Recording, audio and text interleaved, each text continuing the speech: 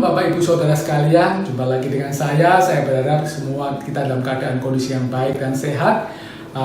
Hari ini kita kembali akan merenungkan firman Tuhan. Karena itu sebelumnya saya undang kita untuk berdoa, untuk minta tuntunan Tuhan. Tuhan Yesus, kami berdoa untuk renungan pada siang ini, supaya Tuhan sendiri kuduskan, Tuhan sucikan kami semua, dan Tuhan sendiri yang berfirman kepada kami, baik kami berbicara maupun kami yang mendengar, supaya setiap apa yang kami dengar, setiap apa yang kami bicarakan sungguh-sungguh berasal dari Tuhan, memberi kekuatan, penghiburan dan teguran buat kami. Terima kasih Tuhan, di dalam nama Yesus. Amin.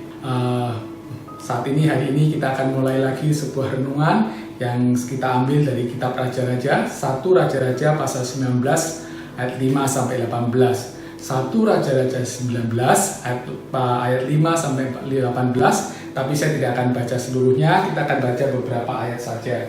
Yang pertama kita akan baca ayat 5 sampai ke 8. Ayat 5 sampai 8 dari 1 Raja-Raja 19 berkata demikian. Sudah itu ia berbaring dan tidur di bawah pohon arar itu. Tetapi tiba-tiba seorang malaikat menyentuh dia serta berkata kepadanya, bangunlah, makanlah. Ketika ia melihat sekitarnya, maka pada sebelah kepalanya ada roti bakar dan sebuah kendi berisi air. Lalu ia makan dan minum, kemudian ia berbaring pula. Tetapi malaikat Tuhan datang untuk kedua kalinya dan menyentuh dia serta berkata, bangunlah, makanlah. Sebab kalau tidak, perjalananmu nanti terlalu jauh bagimu. Maka bangunlah ia lalu makan dan minum, dan oleh kekuatan makanan itu ia berjalan 40 hari 40 malam lamanya sampai ke gunung Allah, yaitu gunung Horeb. Kemudian ayat 11 sampai ayat 13. Ayat 11 sampai 13, lalu firman-Nya, keluarlah dan berdirilah di atas gunung itu di hadapan Tuhan. Maka Tuhan lalu, angin besar dan kuat yang membelah gunung-gunung dan memecahkan bukit-bukit batu mendahului Tuhan. Tetapi tidak ada Tuhan dalam angin itu. Dan sesudah angin itu datanglah gempa, tapi tidak ada Tuhan dalam gempa itu. Dan sesudah gempa itu datanglah api, tapi tidak ada Tuhan dalam api itu. Dan sesudah api itu datanglah bunyi angin sepoi-sepoi basah. Segera sesudah Elia mendengarnya, ia menyelubungi mukanya dengan jubahnya, lalu pergi keluar dan berdiri di pintu gua itu. Maka datanglah suara kepadanya berbunyi, apakah kerjamu di sini, hai Elia? Terakhir ayat 15 dan 16. Ayat 15-16 berkata demikian. Firman Tuhan kepadanya, pergilah, kembalilah ke jalanmu, melalui padang gurun ke Damsyik, dan setelah engkau sampai, engkau harus mengurapi Hazael menjadi raja atas Aram. Juga Yehu, cucu Nimsi, haruslah kau urapi menjadi raja atas Israel. Dan Elisa bin Safat dari Abel Mehola, harus kau urapi menjadi nabi menggantikan engkau. Bapak Ibu Saudara sekalian, pada renungan sebelumnya kita sudah berbicara dan kita sudah melihat bagaimana Elia kecapekan, Elia kelelahan setelah sehari sebelumnya dia menang terhadap 450 nabi Baal dan 400 nabi Asyera. Dia bisa kemudian doa sama Tuhan dan hujan turun, bahkan dia mendahului Ahab. Tapi begitu Isabel mengancam dia, tiba-tiba dia ketakutan. Kita belajar bagaimana orang itu dalam satu situasi tertentu tiba-tiba aja ketika hidup berubah, tiba-tiba merasa capek, merasa down, merasa lemah sekali. Kita juga belajar betapa bagaimana Elia kemudian mengatasi itu. Dia lari ke padang gurun karena begitu ketakutannya. Satu hal yang luar biasa yang kita belajar, bahwa Tuhan tidak pernah meninggalkan Elia. Tuhan tetap bersama dengan Elia. Itu tadi yang kita baca di pasal 19 ayat 5 sampai 8. Tuhan suruh malaikatnya datang kepada Elia, dan dia bilang kepada malaikat ini bilang sama Elia, bangun makan, ketika Elia sedang tidur. Dan kemudian dengan kekuatan makanan itu dia bisa berjalan 40 hari 40 malam tanpa merasa kelelahan, tanpa capek, sampai ke gunung Allah, yaitu gunung Horeb. Bapak Ibu Saudara sekalian, apa yang kita pelajari? Ketika kita sedang capek kayak Elia, ketika sedang lelah dalam hidup, ketika kita sedang down di dalam hidup, apa yang kita pelajari? Apa yang bisa kita tarik dari pelajaran Elia ini? Yang pertama Bapak Ibu Saudara, seperti yang dikatakan oleh malaikat tadi, kita perlu istirahat, bangun dan makan. Dalam hidup ini Saudara, kita perlu istirahat. Kita perlu ada waktu-waktu di mana kita retreat, kita menarik diri dari hidup kita karena begitu banyak masalah. Demikian juga dengan Elia. Elia dikasih makan sama Tuhan melalui malaikatnya bukan hanya sekali, 2 kali. Pertama kali dikasih makan, Elia tidur lagi. Setelah itu dibangunkan lagi, makan lagi 2 kali sampai dia dikasih makan. Dan dengan kekuatan makanan itu dia bisa sekarang berjalan 40 hari 40 malam dari Beersheba itu sampai ke Gunung Allah yang namanya Gunung Horeb itu. Jaraknya kira-kira 450 km. Dia berjalan terus tanpa merasa capek, tanpa merasa lelah, sampai ketemu Tuhan di sana dan dia dipulihkan. Apa artinya Bapak Ibu Saudara sekalian? Di dalam hidup ini ketika masalah begitu banyak, ketika kita capek, lelah, down, mungkin itu waktunya buat kita untuk beristirahat. Itu waktunya buat kita untuk menarik diri. Jangan terus-menerus menggeluti, memikirkan masalah kita. Karena masalah gak akan selesai kalau kita cuma mikir terus. Ada waktunya jasmani kita ini perlu dipulihkan. Dan itu hanya bisa kalau kita istirahat. Dan atau ditambah dengan makan makanan yang bergizi. Dengan kemudian merasakan sesuatu yang lain. Mencoba untuk berretreat atau menarik diri dari kesibukan kita. Hari-hari ini ketika kita dalam situasi yang tidak enak ini, banyak yang dilakukan, banyak yang diperintahkan pada kita supaya kita ini istirahat. Kita makan makanan bergizi di tengah-tengah COVID ini. Gimana supaya apa? Supaya menambah imun kita. Demikian juga ketika kita lagi punya masalah, kita perlu waktu untuk menarik diri. Istirahat yang cukup, makan yang banyak, yang bergizi supaya kita tuh segar. Karena kalau kita segar, kita bisa mikir lebih baik. Pikiran kita lebih fresh dan kita tidak bulet aja dalam pikiran kita. Itu pelajaran pertama. Kita perlu istirahat, kita perlu bangun, kita perlu makan. Itu yang pertama. Bagian yang kedua, Bapak Ibu Saudara sekalian, setelah kita istirahat, kita nggak boleh istirahat lama-lama. Karena kalau kita istirahat lama-lama, akibatnya kita jadi malas, kita mencoba melupakan masalah kita. Maka bagian yang kedua, kita harus hadapi masalah kita kembali. Itu yang dilakukan oleh Elia. Setelah dia dapat makan dan minum, kemudian dia jalan 40 hari 40 malam ke Gunung Horeb. Bapak Ibu Saudara sekalian, selama dia berjalan 40 hari 40 malam, ancaman masih ada, Isabel masih hidup. Sehingga coba bayangkan selama 40 hari 40 malam itu dia berjalan, dia akan berpikir, ini Isabel gimana ya kalau bisa mengejar aku ya? Gimana kalau tentaranya bisa mengejar aku dan kemudian membunuh aku? Gimana kalau aku gak sampai ke Gunung Horeb? Gimana kalau gini? Gimana kalau gitu? Semua berkecamuk dalam pikirannya.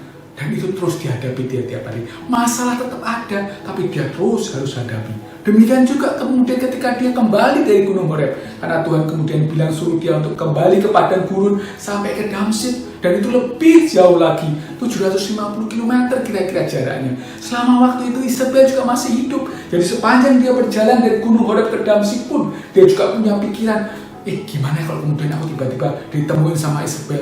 Gimana kalau Isabel mengejar aku dan membunuh aku? Itu masalah tetap ada. Dan itu terus harus dihadapi oleh Elia tiap hari di dalam perjalanannya. Demikian juga dengan kita, Bapak Ibu Saudara sekalian. Ketika kita sudah selesai dengan istirahat kita sudah segar, kita harus kembali menghadapi masalah kita. Kita tidak boleh sekedar melupakan, tapi kita betul-betul harus menghadapi masalah kita. Dan masalah itu kadang itu bukan masalah yang sebentar, perlu waktu, perlu ketahanan, perlu endurance untuk menghadapinya. Dan pada waktu-waktu itulah kita diingatkan bahwa Tuhan bersama kita. Bedanya dulu dan sekarang apa? Yang pertama, bedanya kita sekarang sudah seger karena kita sudah istirahat. Dan yang kedua juga karena ada Tuhan yang bersama kita. Beberapa waktu yang lampau, Bapak Ibu Saudara sekalian, saya juga menghadapi masalah, dan masalah itu tidak gampang diselesaikan. Nah, pada waktu-waktu itu saya perlu banyak berdoa, dan waktu yang dibutuhkan untuk selesai masalah itu cukup lama. Tapi yang perlu saya lakukan adalah menghadapi masalah itu dari waktu ke waktu, hari ke hari, tiap hari sampai masalah itu selesai. Saya teringat dengan sebuah lagu yang lama yang judulnya One Day at a Time. Liriknya bagus sekali. Kira-kira begini, one day at a time, sweet Jesus, that's all I'm asking from you. Give me the strength to do every day what I have to do. Yesterday's gone, sweet Jesus, and tomorrow may never be mine. So for my sake, teach me to take one day at a time. Artinya apa, Bapak Ibu Saudara sekalian? Tiap hari kita jalani hari demi hari, hari demi hari. one day at a time. Dan dengan demikian saudara, Bapak Ibu sekalian, kita bisa kuat karena ada Tuhan yang menyertai kita one day at a time. Itu yang kedua Bapak Ibu saudara. Yang ketiga, ini yang paling utama adalah saudara, ketika kemudian kita sedang capek, kita sedang lelah menghadapi masalah kita, yang paling utama adalah pertemuan kita dengan Tuhan. Itu yang dialami oleh Elia. Pertemuan Elia dengan Tuhan di Gunung Horeb, itu yang membuat dia pulih. Kenapa? Bapak Ibu saudara sekalian, hanya 2 orang yang pernah bercakap-cakap langsung dengan Tuhan, dan dua-duanya bercakap langsung sama Tuhan di Gunung Sinai atau Gunung Horeb. Satu namanya Musa, ketika dia terima 10 perintah Allah. Satu namanya Elia, ketika dia datang tadi, yang tadi kita cerita.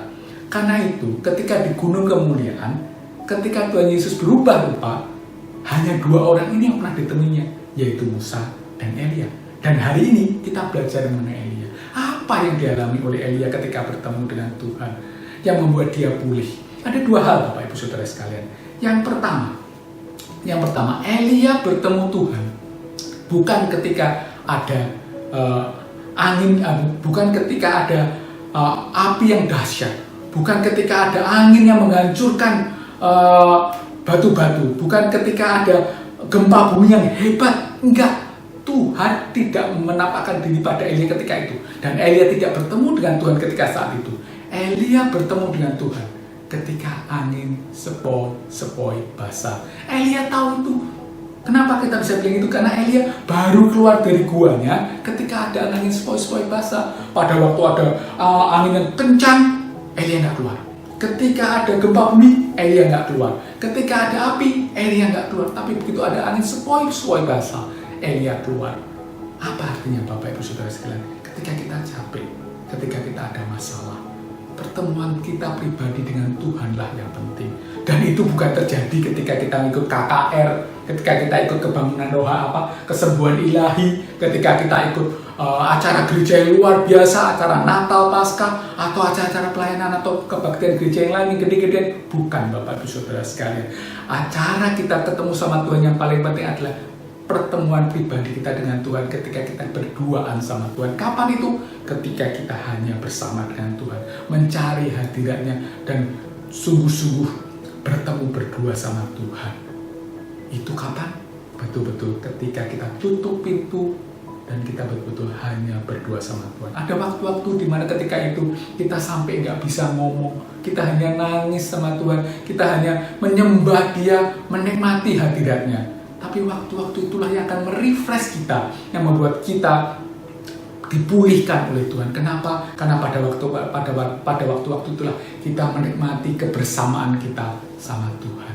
Itu juga yang saya alami. Ada waktu-waktu di mana saya betul-betul hanya menyembah Dia dan mencari hadiratnya. Dan begitu saya selesai menyembah Dia, saya nggak minta apa-apa. Saya hanya nangis di hadapannya dan Tuhan pulihkan saya. Yang pertama. Dan yang kedua Bapak Ibu Saudara, ketika waktu-waktu itu ada waktunya bukan lagi kita yang ngomong sama Tuhan, tapi Tuhan yang ngomong sama kita. Itu yang dilakukan oleh Tuhan. Ketika Elia menghadap Dia, Tuhan cuma bilang, "Lu ngapain Elia?" Terus Elia mulai cerita, aku merasa sendirian dan sebagainya, aku merasa gagal, seperti yang kita sudah bahas di renungan sebelumnya. Tapi setelah itu apa yang dikatakan oleh Tuhan? Elia, sekarang kamu balik ke padang gurun, ya, ke Damsyik, dan urapi 3 orang. Bayangkan Bapak Ibu Saudara sekalian, apa hubungannya masalahnya Elia dengan Isabel sama ngurapi 3 orang?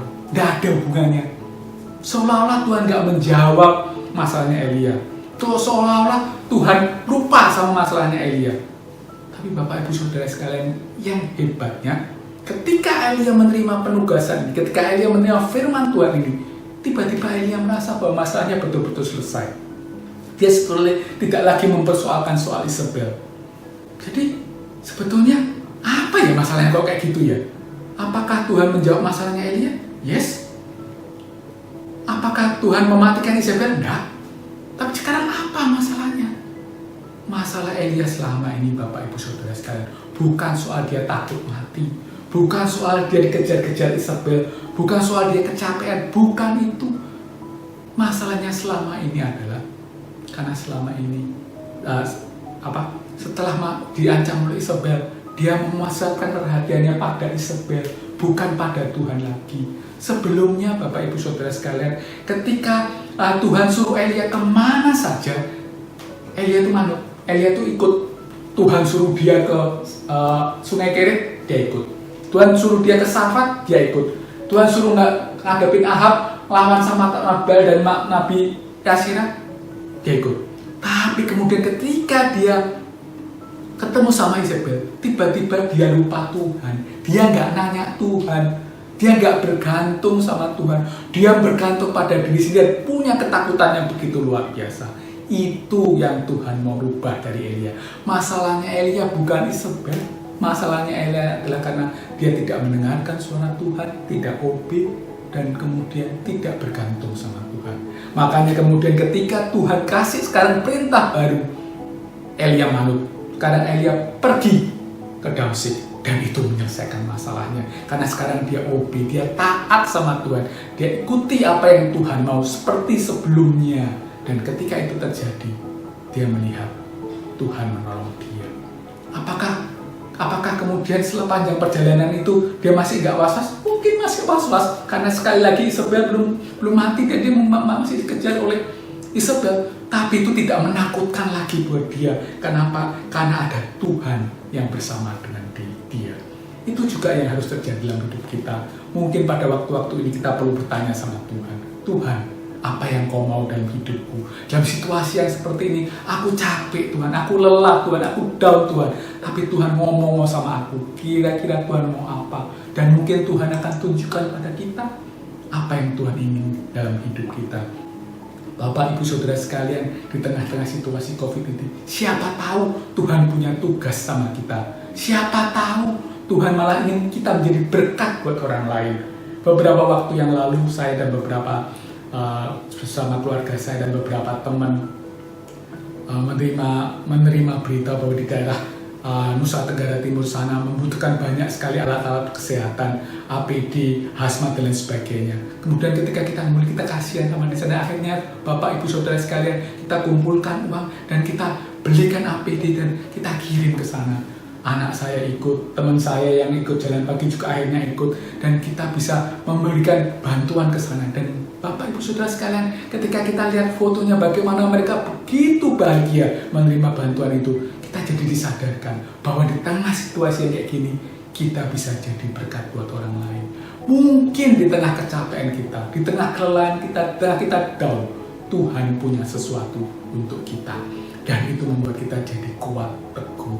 Jadi Bapak Ibu Saudara sekalian, ketika dalam masalah ini, ketika dalam capek, kelelahan, bagian ketiga yang paling penting, bertemu sama Tuhan. Bertemu dalam pertemuan yang pribadi dan tunggu apa maunya Tuhan dalam hidup kita. Saya akan tutup dengan sebuah video, dan kiranya video ini menjadi kekuatan buat kita, karena di dalam video ini dikatakan bahwa pada saat-saat tertentu yang kita butuhkan hanyalah sebuah kasih karunia kecil, a little grace from God. Silakan menikmati Bapak Ibu Saudara sekalian. But what in the end all this comes down to is how we deal in life with the problems that we have to face. Sometimes it's a question of just taking action, of making decisions, of involving others, of finding your resolve and seeing it through. But at other times, it's about something much less tangible. Sometimes all it takes is a little grace.